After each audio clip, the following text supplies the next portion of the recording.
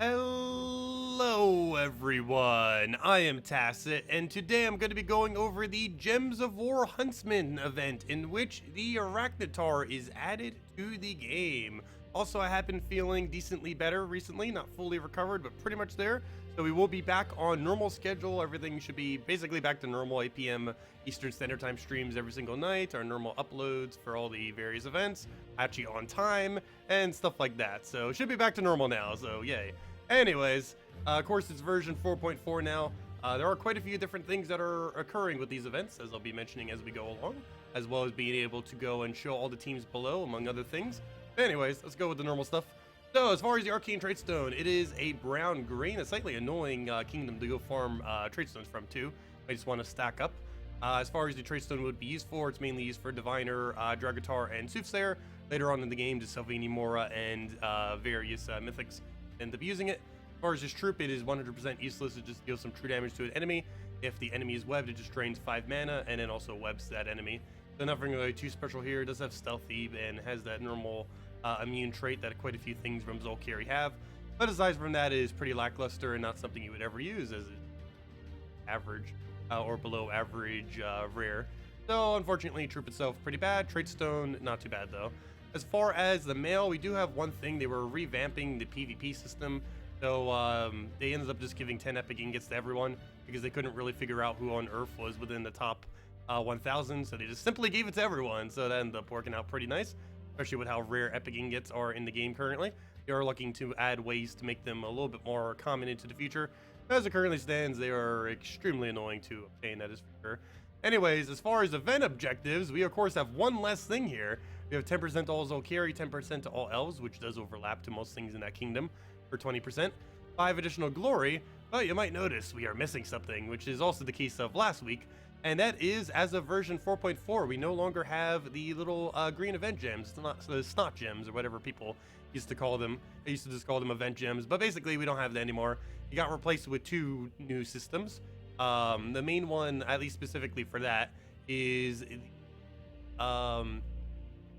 what are they called? The flash offer calendar. This is something that I don't believe is currently fully implemented into the game, but is basically going to be some kind of format, kind of like how we keep getting flash offers, except some of them will be for gems and some of them will also be based on some kind of task instead of just for money. So that's going to be slightly replacing out that. And of course, the other main thing that ended up replacing it is the adventure board all the way over here. This, after you get past the initial tasks, ends up giving basically 20 free gems every single day, as well as a bunch of other various tasks that you can end up doing. These give 2 XP each, so they're kind of like pet battles and how long they take and the amount of XP that they give, regardless if it's the easy one or hard one. You give 2 XP each time, and you can get some decent loot off of them. Some of them not as good as others, like obviously the gold, not that useful. However, these many gems, that is quite a bit. Being able to get something like, what is that, 50 gems? Yeah, 50 gems right there. So like 59 gems right there, 79 if you count all those. Overall, it's quite a nice little addition. Like, if you just look at it as replacing daily tasks, I would definitely say this is better than daily tasks. If you look at this and compare it to both the event objectives and daily tasks, then it's kind of iffy on if this is actually better or not, because it's pretty luck based on if it is or is not. But as you can see, just this literal day is 79 gems, so not too bad. And it takes one really nice thing about this new format, and probably why I like about it the most personally, is it is way quicker to do than the previous format. Some daily tasks just for like 10 gems could take you around like 8 minutes or something. This takes you like 5 minutes for the total thing, more often than not, especially with how easy some of these battles are to go down, and like we could take it down all 3 of those in like a minute. So overall, I'd say I kind of like the new format personally, but we'll still have to see over time how it really develops and kind of go from there, that and see how the flash offer calendar is going to be, because that's still not really visible within the game yet. So we'll just have to see in time how that ends up panning out. Anyways, keys. Of course, we can now see key drop rate table for everything. As far as the drop rate for the event keys this week, of course, it is Zolkari. It is actually worth opening event keys this week. Zolkari ended up getting some buffs several months back that has made it from one of the worst kingdoms to one that is actually somewhat competent, mainly because the 2 best troops in the kingdom are really, really good. That would be Web Spinner and Arachnataur. Both of these got buffed a couple months back. Arachnataur's buff, of course, was to be able to summon a Web Spinner at a 75% chance, rather than the previous thing that it had at 50% chance. I think it's summoned like a Tome Spider or something, that thing. But the other thing that made it really good is just a gigantic buff they made the web spinner several months back, which is triple damage to everything, essentially. It does triple damage to poisoned and webbed. However, it gets the web on Skull, and this web does take effect before the triple damage. So you essentially get to hit triple damage on literally everything in the entire game, assuming they can be webbed. So yeah, that is very, very, very strong to say the least. Using quite a few various Skull spam teams, it can rush down very quickly with triple damage. And since it's a legendary, you can just simply go and use like 2 small orange orbs, get the first trait, use 2 small oranges, and get it up. Yeah, definitely highly advise using event keys if you don't currently have web spinner, and maybe hopefully randomly get a Arachnataur, though web spinner is the main thing you're aiming for. And given that it's a legendary, not a mythic, compared to the mythic, it should be a little bit easier to try to obtain within about 100 or so, 100 to 200 keys. If you get lucky, hopefully you'd get a Weaver along the way. But yeah, event keys is definitely worth considering this week if you don't have those 2 core troops. Both of them are very nice to end up having around. Anyways, let's go over to the guild events. Of course, we have Tower of Doom, Green Tower of Doom. I will be going over a bunch of teams in a little bit. Plays out the same as always. As far as the weapon, it is something that you might want to get, however, never, ever, ever use. Of course, getting it just for collection purposes. Weapon itself is completely pointless. They are probably planning on buffing all these HP buff weapons into the future. You already mentioned that last Q&A that they are looking into that.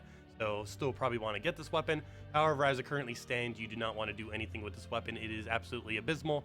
You should throw all your green scrolls into the previous Doom weapon of the one that ends up creating Doom Skulls and converting, I believe, brown to Doom Skulls, I believe it is, off the green Doom weapon. But yeah, you definitely did not want to upgrade this thing. Don't waste any scrolls on it. It is absolutely pointless in how it currently is, but you still might want to get it just for collection purposes as always. Other than that, let's go over to, I guess, the games section.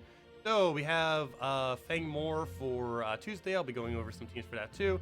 Wednesday, we have the Green Guild War pet, which also, I guess, technically also means Green Tower of Doom pet. Assuming that you're using a green weapon, you could also end up getting that bonus for that. But kind of coincidental that ended up coming out this week, as you might actually be able to use it for Green Tower of Doom. This Thursday, we end up having Orbweaver. Orbweaver, actually a pretty relevant hero class. Ever since a couple months ago when we end up getting that one troop that gives all elves 50% mana start, there's a pretty solid combination that gets used with that. Now that you can just use it with basically constantly summoning giant spiders and constantly getting the half mana start, and then basically is having like an infinite summon loop with a bunch of HP gains. I'll be going over that in a moment too. And this Friday into the entirety of the weekend, we're going to be having a vault event. Of course, you'll be able to get a bunch more vault keys then. I personally been stacking up on them because, again, most recent Q&A, they did mention that they might be buffing vault keys again. And if nothing else, at least making it so you can get all the old gnomes. Add quite a bit more copies. Like all those common ones, we'll be able to get a lot of copies of those. Currently, obviously, very, very hard to get the commons to a high amount of rarity because you only get one at a time. However, they are doing some kind of solution to that in the near future, and since they announced that about a month ago or so, I have been hoarding my vault keys since, so probably going to keep doing that, including across this entire vault event this weekend. Anyways, other than that, let's go head over to Soulforge, and then we can start getting into a bunch of teams, and by a bunch of teams, I do mean a bunch of teams. I think I have like 8 that end up setting up. But first off, troops. We have 2 things that are worth crafting this week. The main one being Possessed King. I believe this is the second time since the kingdom has been 10 starable that he has been craftable. If you didn't get him the previous time, you probably want to get him now. It's a great utility troop to have for delves. Really good with its triple transform that it has. 3 20% chances. It also has the 2 explodes, ends up doing every extra turn, which is great for board clear. Great with skull spam teams. Basically used for PvP for skull spam. It's used for delves for everything. And you can maybe end up getting away with it even in this week's Green Tower of Doom. If you want to go down that route with it. Anyways, the other one would be, and of course the other benefit is 10-star Darkstone. 10 plus star Darkstone ends up giving +1 magic, and is currently the only kingdom that can be 10 plus star that is related to magic. So pretty useful for that, given that magic is the most useful stat in the game to get higher off of a kingdom like that. Anyways, other than that, the only other thing that might be worth crafting this week is Wild Queen. Wouldn't really advise it to try using it for Green Tower of Doom. You could if you wanted to incorporate it into a team. More of a Guild War than a Tower of Doom troop, just because it doesn't upscale to really high stats. But a nice little utility to have. Does a nice mix of green and skulls. Has a Skull Storm attach, and in Wild Folk teams it could be decent. Not the best mythic in the game, though. It's above average as far as mythics are concerned.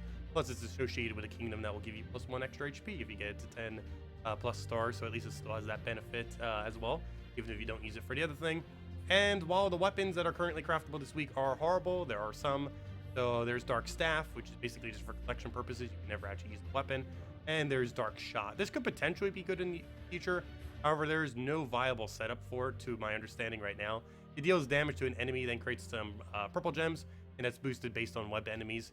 And you'd basically need the entire enemy team to be webbed. And even then, it's just a 17 purple spam, and you don't even really have any loop ability with it, especially with how much mana the weapon costs. So nothing that's really applicable with. You have to waste a whole troop just to 4 times web, like with Weaver or something, and it's just really clunky and doesn't really work. But for collection purposes, you might want to go get those 2 weapons, as they will be gone for like another 7 months after this week. But both of them are completely as far as a usability standpoint. Anyways, I believe that was most of the things I want to go over other than the teams. So let's go right into the teams then. So I only have one that I actually want to use. The other are basically just want to show. And this one we actually have already set up, so that works out good. So here we're going to be using a Web Spinner Rush. Basically, we're using this for +6 glory. I have +1 off of Titan, off of its perks. We get +5, as I mentioned earlier, for using the Arachnataur. And that is basically the premise that we're going from here. Just quick kill PvP teams and just go from there with that. And you just keep getting an additional for every single time you do that. Look like we'll be able to get a quick kill this time, but obviously with Web Spinner triple damage, it'll be very easy to kill them. And this is in the event he drop table right now if you want to get it. Highly advised to get a copy of it if you don't already have. It's used for quite a few quick kill teams. Personally, haven't been using it excessively lately. I think I use it for some guild wars. I haven't actually really been using it for PvP much, surprisingly, though it is a relatively good option for doing so, as you can tell by the fact that it's literally just one-shotting everything in sight. Uncontested by literally everything. Really good against mid-range teams. You can fight it against higher teams too. So obviously, if you're doing a +6 glory setup, you're mostly going to want to fight against very weak stuff like this, or 2 trophies and stuff. You don't necessarily want to run it against the meta, even though it theoretically could run against it. You're just basically wasting 2 slots to have to try to get the glory. So it's a little bit of a handicap in that regard. You'd probably want to use a real team for actually fighting out bigger battles. But if nothing else, 6 extra glory per battle against the mid-range stuff to just clear them out, definitely worth it, for the fact that you can win at basically the same speed as a normal team by using something like this. A little bit of a bad board here. Can we not toss a little bit of kill? Come on now, he literally just needs a skull. There we go. And down he goes. Anyways, I have a bunch of other teams I want to go show too for various events this week. So let's start getting into those. And of course, all of these will be in the description below. All you have to do is just simply go and copy paste any of those codes. They'll all be below, but you guys have probably seen them by now. You just go underneath here, and every single team has its own code. You just click copy on it, and of course on YouTube you just manually go and copy it, copy function, and then you just click paste team, and then boom, it would paste that team right over top of it. Just make sure to get the brackets in if you are doing it off of YouTube. It is important that it has the brackets. If it just has the number, it works. And yeah, just get the whole thing in there. Also, I've noticed some people mentioning that it sometimes doesn't work. If you're having problems getting it to work, I believe the easiest way to get that to fix it would be to 2 things that you could do. One is if it's just the hero, you can actually change these to zeros, which will put it to any. So if you end up doing that, as you can see, this ends up switching to any. And if it didn't originally let you do it because you didn't have the perks there, that should allow you to be able to put it in.